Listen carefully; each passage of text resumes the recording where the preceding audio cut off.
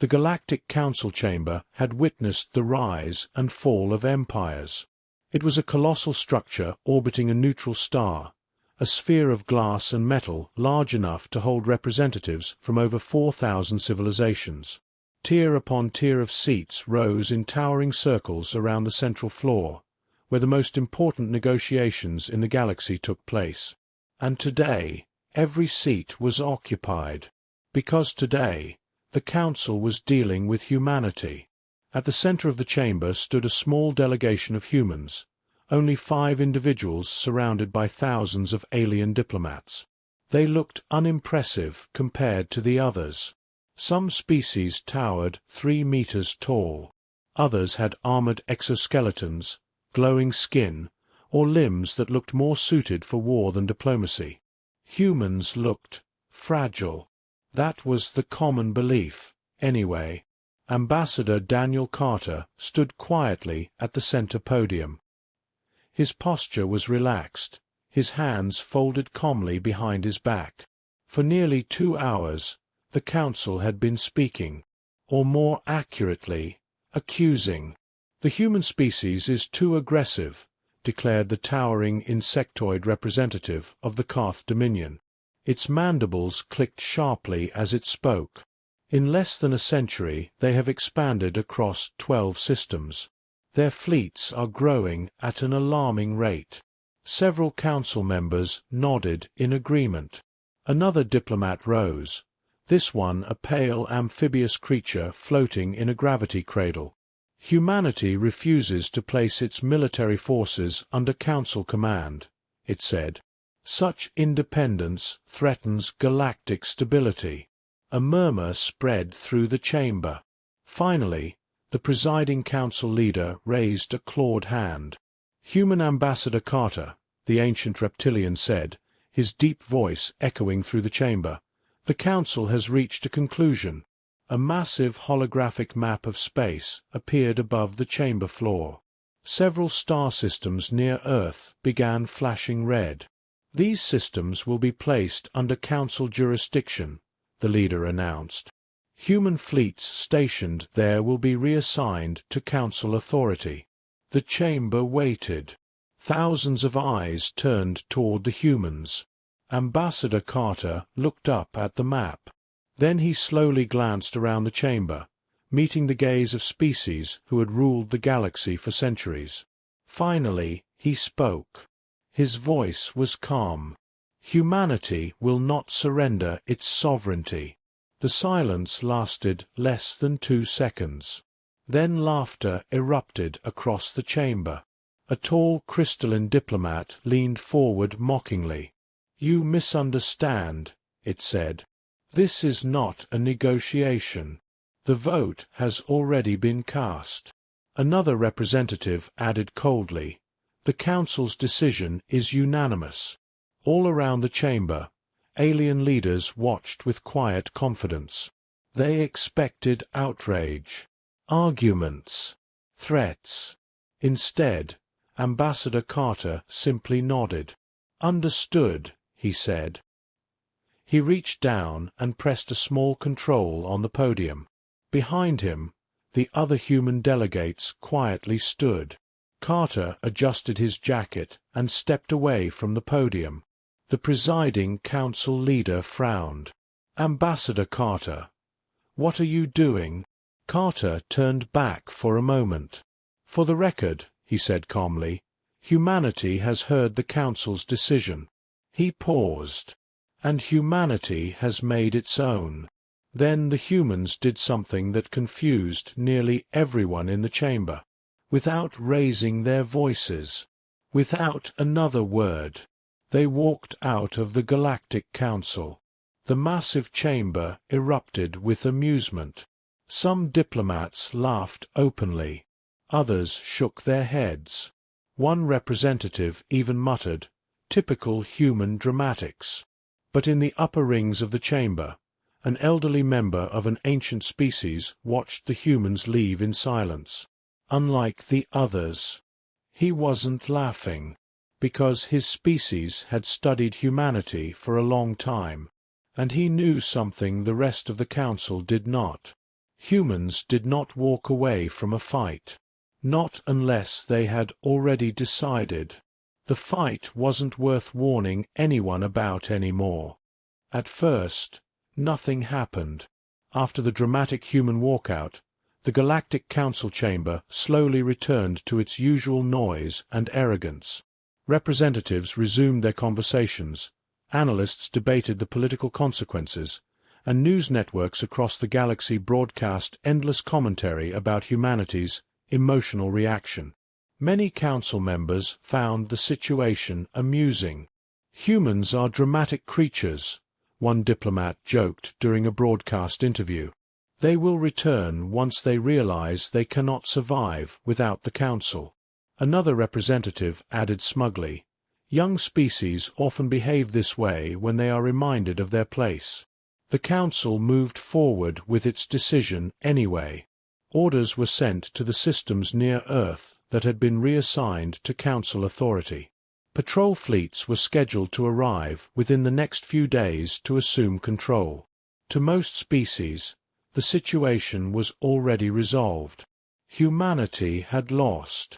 But 12 hours later, the first strange report arrived. A council communications officer rushed into the chamber during a routine session, clearly unsettled. "Honored delegates," he said, "we have received confirmation that every human embassy in council space has closed." Murmurs spread through the chamber. Embassies closing was unusual, but not unheard of during political disputes. Still, the timing was concerning. Another officer soon followed. "All human ambassadors have departed their assigned systems," she reported. "Their diplomatic stations have been fully evacuated." The council leader frowned slightly. "A protest," he concluded. "Nothing more." But then the second wave of reports began arriving.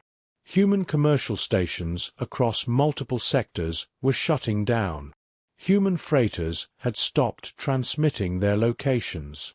Trade agreements with human corporations were suddenly suspended. Within hours, thousands of automated shipping routes began experiencing disruptions. Entire supply chains were breaking apart. Council analysts started to look nervous. Then came the third report. This one was different. A military officer stepped forward, holding a data tablet with trembling claws. "Council leaders, there is another issue." The chamber quieted. Human patrol fleets have withdrawn from the outer trade corridors. Now the chamber truly went silent. For decades, several dangerous regions between major star systems had been protected by small patrol fleets. They kept pirates away, escorted merchant convoys, and responded to distress signals in remote sectors. Many council members had assumed those patrols were shared operations. They weren't. They were human. The officer continued. "In the last 6 hours, 3 pirate attacks have already been reported along those routes." Concern spread through the chamber. Then the analysts began digging deeper. What they found made the room colder. Over the past 30 years, humanity had quietly conducted 68% of all anti-piracy operations in Council territory. Not as an official assignment. Not under Council command. They had simply done it. And they had never asked for recognition. The chamber erupted into frantic discussion. How was this not known? Who authorized these patrols? Why were we not informed? No one had answers. But one realization began spreading slowly among the older species in the chamber. Humanity hadn't been acting like a young species trying to earn approval. They had been acting like something else entirely, like caretakers. And now, those caretakers were gone. Then a final report arrived. This one caused true silence. The Human Deep Space Monitoring Network, the long-range sensor arrays watching the dark regions beyond the galaxy's edge, had also been shut down. for the first time in decades. No one was watching what might be coming out of the dark. 3 days after the humans walked out of the Galactic Council, the situation had gone from inconvenient to terrifying. At first, the problems seemed manageable. Pirate attacks had increased across several trade routes, but the Council had deployed its own patrol fleets to restore order. That decision lasted less than 24 hours. The Council fleets quickly discovered something the humans had known for decades. The outer regions of the galaxy were far more dangerous than anyone had realized. One patrol group vanished completely near the Karth border. Another fleet returned with half its ships destroyed and no clear explanation of what had attacked them. Their sensors had recorded something unusual, something that moved through space without conventional propulsion, something that jammed communications before striking. The Council analysts struggled to understand the reports. But the problems didn't stop there. Without the human navigation beacon network, long-distance travel had become far more dangerous. 2 cargo fleets miscalculated their jumps and were lost in deep space. Trade across several sectors began slowing to a crawl. Entire planetary economies started feeling the pressure. Still, many Council leaders insisted the situation would stabilize, until the scientists discovered something in the human archives. When humanity had joined the Galactic Council, they had been required to submit partial exploration records of their territory. At the time, those records seemed routine. Now they were being studied again, and what the scientists found made their blood run cold. Human exploration logs referenced hundreds of classified encounters with unknown forces beyond the mapped regions of the galaxy. Strange signals, hostile machines, massive objects drifting through dark space, and something else, a repeating term appearing in dozens of reports. Containment line. The Council demanded an explanation from the analysts. After several hours of investigation, the answer emerged. Human fleets had been maintaining a defensive patrol zone along the outer edge of explored space. A massive, invisible border. Beyond that border was something humanity had been fighting quietly for decades. Something the rest of the galaxy had never known about. One Council scientist summarized the discovery in a trembling voice. Humanity wasn't just protecting trade routes. He paused. They were protecting the galaxy. The chamber fell into stunned silence. More reports were examined. More evidence appeared. Entire human battle groups had disappeared in deep space conflicts that were never reported publicly. Human defense stations had been placed in remote systems no one else visited. Sensors had been watching the dark for years. Then a final report arrived from a long-range observation station, a station that had once been operated by humans. The automated systems had remained active after the humans left, and they had detected something. Multiple contacts, dozens of them, massive objects entering the outer regions of the galaxy. Moving slowly, moving silently, moving toward Council space. The Council chamber erupted in panic. Ships were scrambled. Military commanders shouted orders. Emergency meetings were called.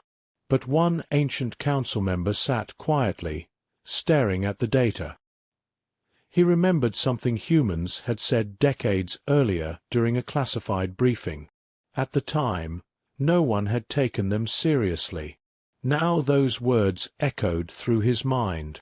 Out there in the dark, the human officer had warned, there are things that do not negotiate. The Council had laughed back then. Now the laughter was gone, because the border humanity had been guarding was suddenly empty. The Galactic Council had faced wars before. Empires had clashed. Fleets had burned. Entire civilizations had risen and fallen, while the Council tried to maintain balance across the stars. But nothing in its long history had prepared it for what was happening now. The chamber that once echoed with confidence and political games was now filled with fear. Emergency alarms pulsed across the massive hall as military commanders from dozens of species transmitted urgent updates. Holding formation is impossible. Our weapons aren't locking onto the targets. Something is disrupting our sensors. Across the chamber, the central holographic display showed the advancing objects detected at the edge of explored space. They were enormous. Dark shapes drifting silently between stars. No engine signatures. No recognizable structures. Just vast shadows moving steadily toward the core worlds. The Council fleets had already attempted interception. It had gone badly. Very badly. A combined armada of 12 war fleets had engaged one of the approaching formations near the outer colonies. Thousands of ships. The Council believed it would be an overwhelming show of force. Instead, the battle lasted 6 minutes. Council ships reported their targeting systems failing the moment the enemy appeared on sensors. Energy weapons scattered harmlessly through empty space. Missiles lost guidance. Communications collapsed. Then the shadows moved. Massive black structures unfolded like living machines. Beams of distorted gravity ripped through the Council fleet. Warships crumpled like paper. Entire cruisers simply vanished from scanners. When the surviving ships fled the battlefield, fewer than 30 remained. The report ended with a single line from the fleet commander. "We are not equipped to fight this enemy." The Council chamber fell silent. No one spoke. No one argued. Because everyone was thinking the same thing. Humans had been fighting this. 4 decades. And the Council had just demanded control of their fleets. Panic erupted moments later. Diplomats shouted across the chamber. "We must contact Earth immediately. Reopen negotiations. Offer them their territories back." Communications officers tried.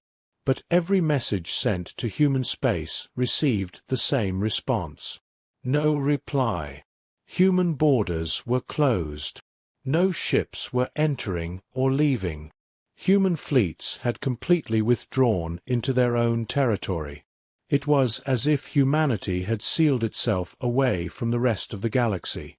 Then the worst report arrived. A deep space sensor station detected a second wave of incoming contacts, 3 times larger than the first. The objects were moving faster now.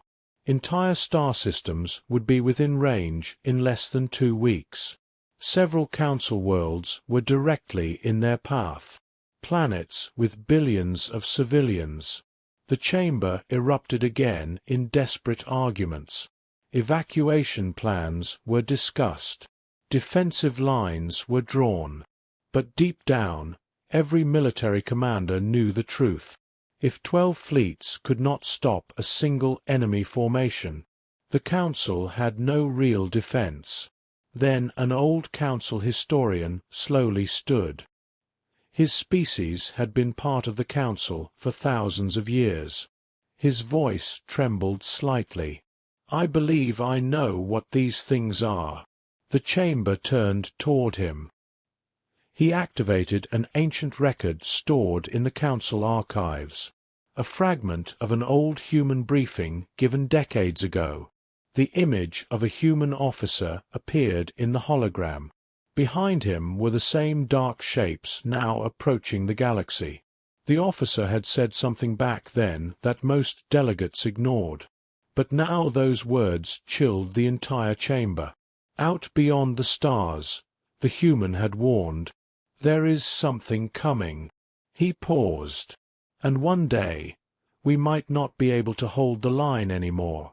The galaxy was preparing for the end. Across dozens of council worlds, emergency sirens echoed through crowded cities. Spaceports were overwhelmed with evacuation ships. Military fleets scrambled to form defensive lines around major systems, even though most commanders privately admitted it would change nothing. The dark shapes from the edge of the galaxy were getting closer. Every hour the sensor networks updated their approach. They moved with unnatural precision. Silent. Unstoppable. Entire fleets had already been destroyed trying to slow them down. The Council had thrown everything it had at the first wave of attackers, and it had barely scratched them. Now a second wave was approaching, 3 times larger. Panic was spreading through the Galactic Council chamber like wildfire. Diplomats argued, shouted, and demanded impossible solutions. Some called for surrender. Others insisted the galaxy must fight to the last ship. But one truth hung over every conversation. The one species that had been fighting these things for decades was gone. Human space remained silent. Every transmission sent to Earth had received no reply. Then suddenly, every screen in the chamber flickered. The Council communications network had been overridden. A single symbol appeared across the displays. Human transmission. The chamber fell silent instantly. Moments later, the image of Ambassador Daniel Carter appeared on the central holographic projector. Behind him stretched the command bridge of a massive warship. Through the wide observation window, hundreds of human vessels could be seen drifting in formation. The sight alone stunned the chamber. Human fleets filled the darkness behind Carter. Thousands of ships, far more than the Council had ever believed humanity possessed. Carter looked directly into the camera, and spoke calmly. When humanity joined the Galactic Council, we believed we had found partners. His voice echoed across the silent chamber. For decades, human fleets patrolled the outer dark. We fought enemies the Council never knew existed. Images began appearing behind him. Human warships battling the massive shadow-like machines now approaching the galaxy. Destroyed human vessels drifting through deep space.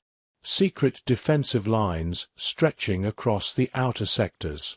We held the line, Carter continued quietly, not for recognition, not for power, but because the galaxy deserved peace. Several council members lowered their heads in shame. Carter paused before continuing. But partnership requires trust. When the Council demanded control of humanity's territory and humanity's fleets, he shook his head slightly. We realized something important. You did not see us as allies. You saw us as a resource. The chamber remained completely silent. Carter stepped slightly aside. Behind him, the view expanded. The true size of the human fleet became visible. Thousands of warships, massive carriers, entire battle formations stretching for kilometers, engines glowing as they prepared to jump into hyperspace. Then Carter spoke one final time. Humanity left the Council, but we did not abandon the galaxy. He gave a small nod to someone off-screen. Across the human fleet, engines ignited. Blue light filled the darkness. Because out there in the dark, Carter said softly, the things coming for you are also coming for us. The fleet vanished into hyperspace. Minutes later, the first reports arrived from the outer sectors. Human fleets had engaged the approaching enemy, and for the first time since the invasion began, the enemy advance had stopped. Inside the council chamber, no one cheered. No one spoke. Because every species in that room had finally understood the truth. Humanity had never been the youngest member of the Council. They had been something far more important. The shield standing between the galaxy and the darkness beyond it.